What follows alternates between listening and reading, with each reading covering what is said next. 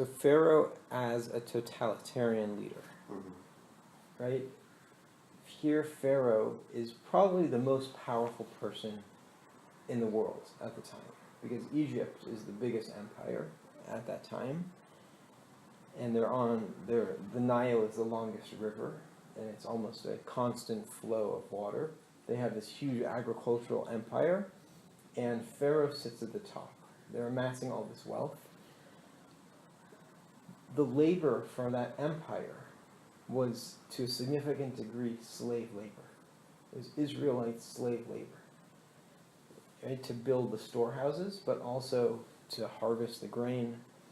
And so this proposition that Moses and Aaron come to Pharaoh with, that Pharaoh should free the people, it's a difficult proposition.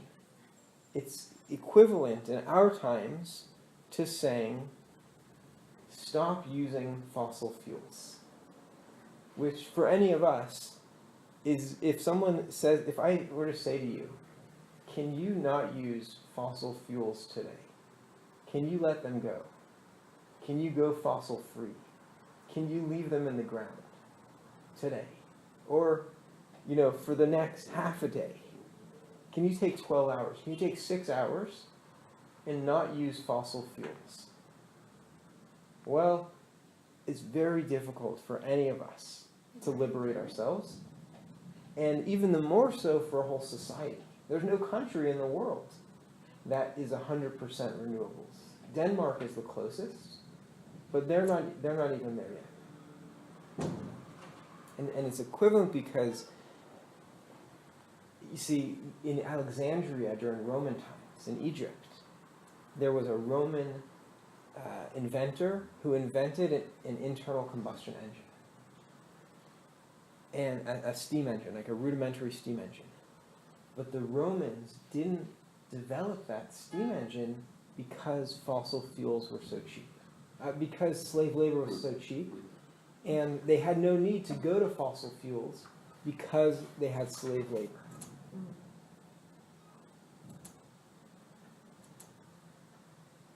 Okay, and so here when Moses and Aaron are saying in the name of God, Ad matai me anta le'anot mi panai, right? How long will you refuse to humble yourself before me? The issue is that they're not willing to humble themselves before God, meaning and humility, because at that moment, humility for Pharaoh and the Egyptians, what God is asking of them is that they let go of their whole system. This whole system of the Israelites being your slaves and the whole backbone of your economy, of having this free labor, if you don't just let go, meaning, okay, like to be in a place of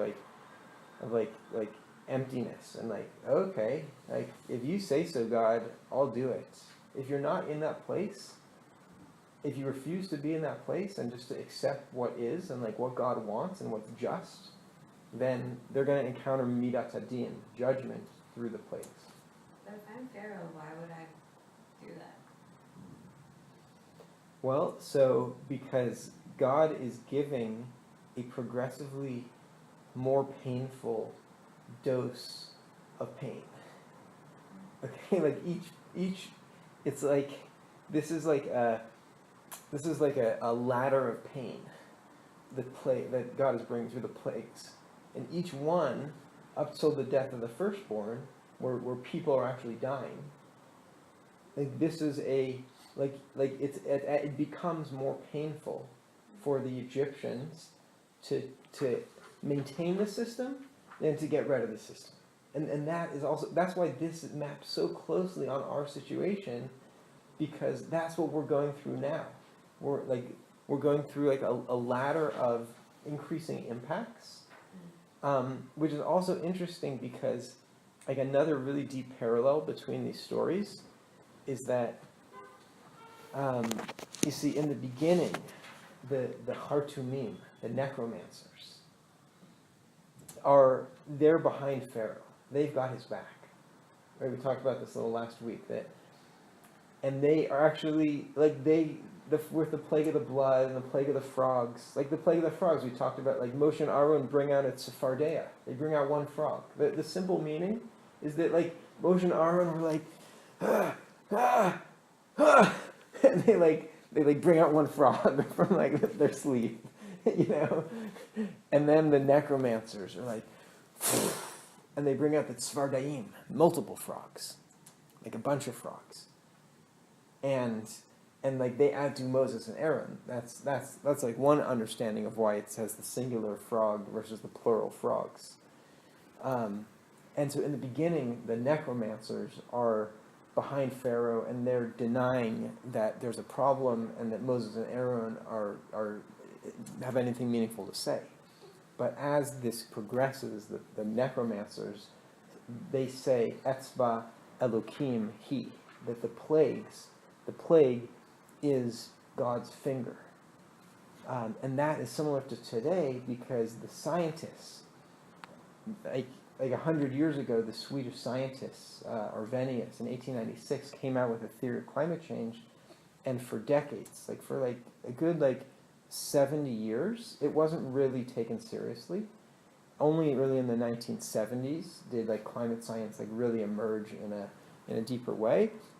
And then in the 70s and 80s and even 90s, there's been some debate among climate scientists, but a consensus has increasingly emerged. And actually, there's actually been no significant discovery in climate science since 1979. Every main tenet of climate science was discovered by 1979.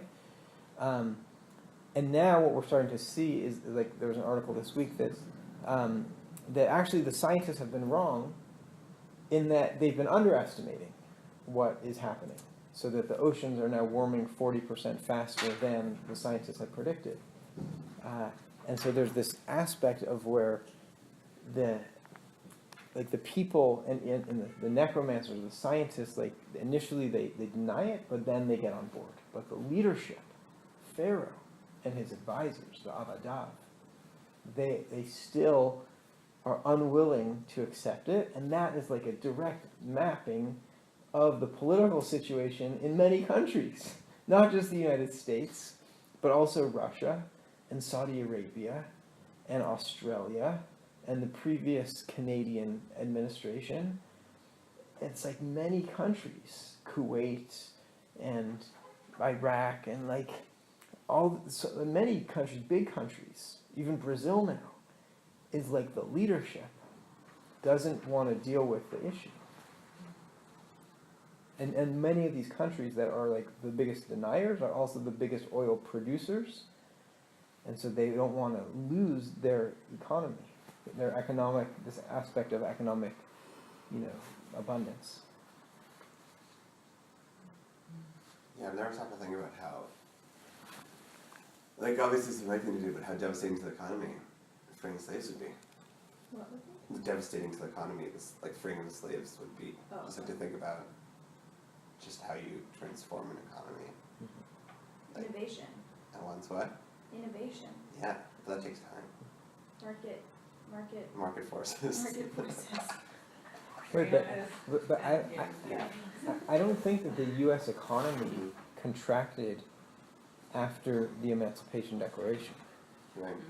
But I think there's also a difference in meaning, yeah, I agree. But also this is all to nothing, in 1 minute. Right? They had slaves, and then in 1 second they didn't have slaves. But wasn't that the same with the Emancipation Declaration? I mean, I don't know American history well enough, but many of the states have stopped having slaves. I think there was I don't know. Uh-huh. Yeah. Right, and also that America kept a semi-slave system in place in many ways. Right. There was what's the word for it? The Jim Crow laws. No, before that one. Neditorated, yeah, and yeah. So there was so many kind of alternate forms of slavery. And paying former slaves shit. Right. It's not actually. Right. Whereas here's just, yeah, they were just slightly transitioned to do different work, and here that whole population, the whole bottom of society was just taken out. What happens to the rest of society? I don't know, it's fascinating. Right, and we see here that it would have in retrospect, it would have been better for Pharaoh to have freed the Israelites, to made them citizens, than to have what happened. It's like, and that's the aspect of when a person is not, and it's not just also about like fossil fuels and nations in the world, it's also about ourselves, that like we also have a Pharaoh within us, which is sort of telling us to do things that are not in our best interest. And when we listen to that Pharaoh, then it makes it more difficult down the road. Like when we put off making a decision about something, then when we like hold more tightly to the slave that we have inside of ourselves, or that we're making ourselves a slave to whatever it is. Okay, shall we read a few more verses?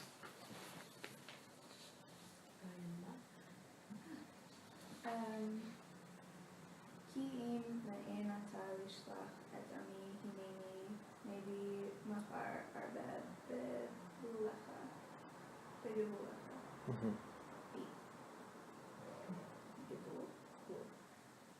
Is it that? בגבולך. Alright. For if you refuse to let my people go, tomorrow I will bring locusts on your territory. Okay. So I've included here a little comment. We talked last week a lot about the frogs. Locusts are also really interesting. Has anyone seen the Planet Earth video of the locusts? No. It's amazing. Millions of them. It shows, like once every 30 or 50 years, there's a very rare torrential rainfall in the desert, and so it shows via helicopter the desert of Arizona after one of these rainfalls, of where the locusts, their eggs have been sitting there for decades, and all of a sudden they start to grow, and it shows via helicopter this swarm of millions of locusts going across Arizona. Okay, so there's actually a machloket, a disagreement about where the locusts came from in Egypt. According to one opinion of the Jewish sages, they came from Sudan to Ethiopia, and then up through what's called Upper Egypt, which is actually southern Egypt, into the Nile Delta. According to another opinion, they came from India to Pakistan to Afghanistan, all the way across to Egypt. In our times, there still are locusts that come from Sudan to Ethiopia to Egypt, and a couple of years ago they came up into the Sinai and into Israel, and the Israeli Ministry of Agriculture sprayed insecticide in order to prevent them from devastating the Negev agriculture. Okay? The locusts still, this is a phenomenon. I mean, that's the thing, it's the plagues, they're not just it's not like an alien invasion of doing weird things. These are natural things that are coming upon each other. So you'll see here, I made a little comment, right here.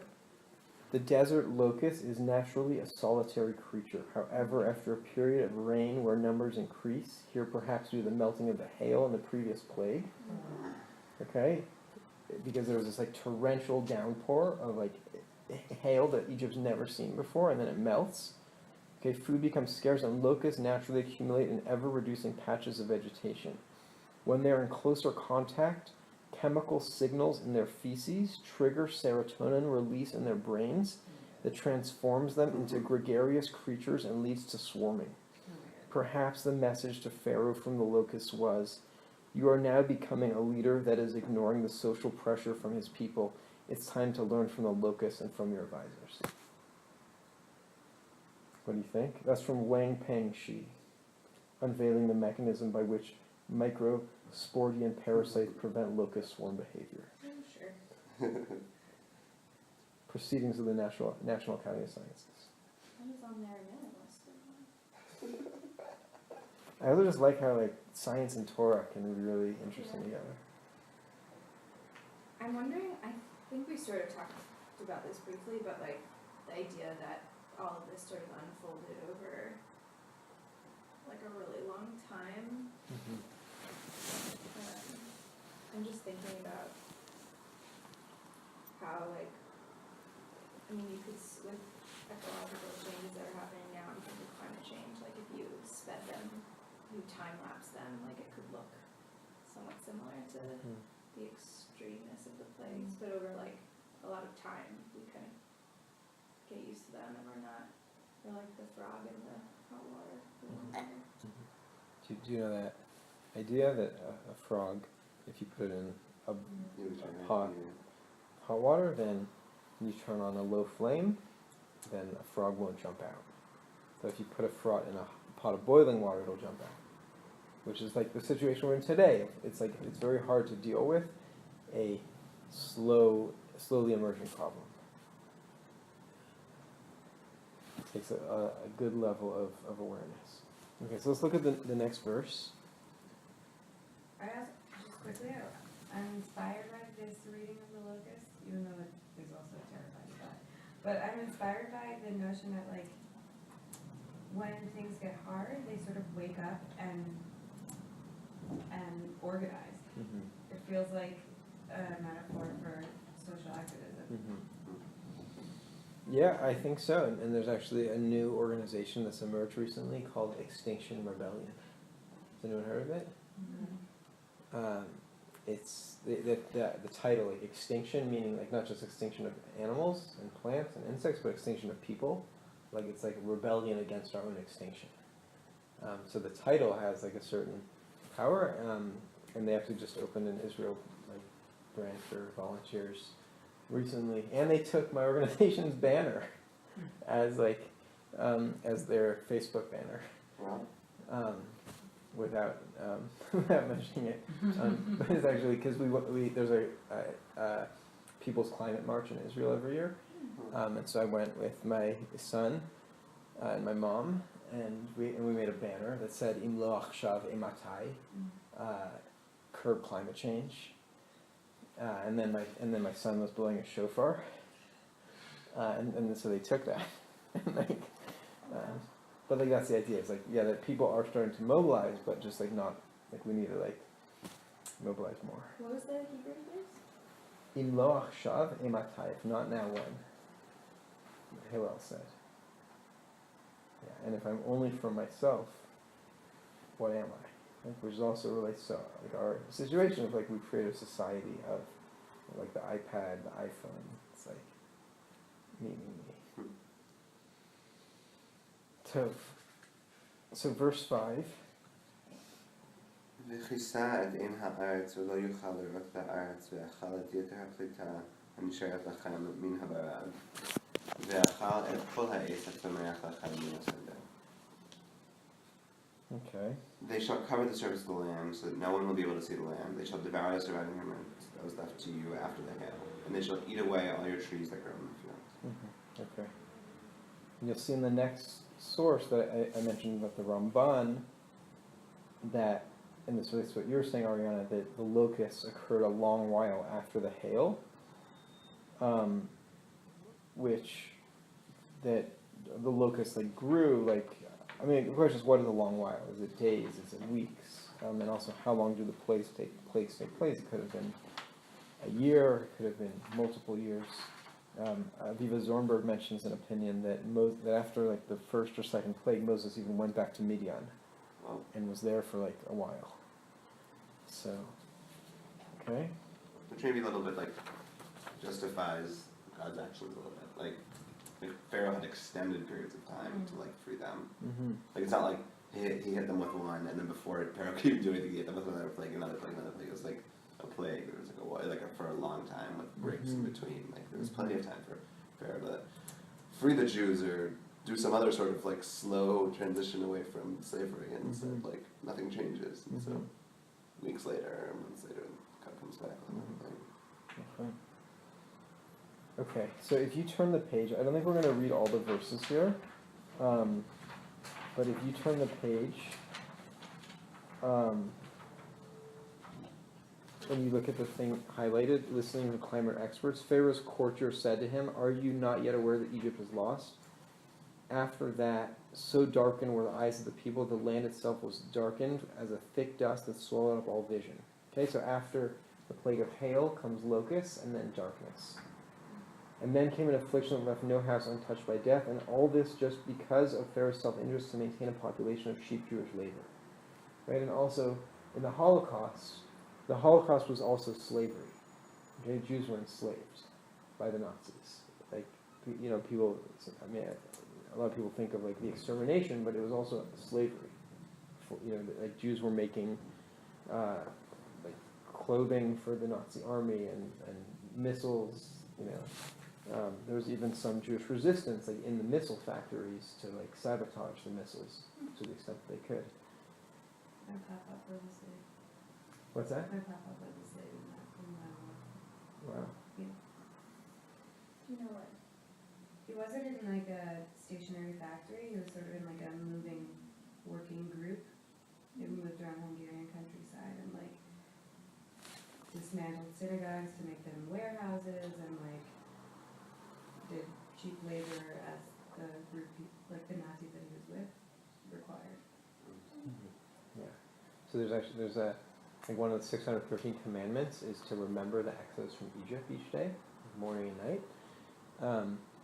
And like, so, but it's a little bit hard for me to remember because it's like, this is like ancient Egypt and like the ancient Israelites.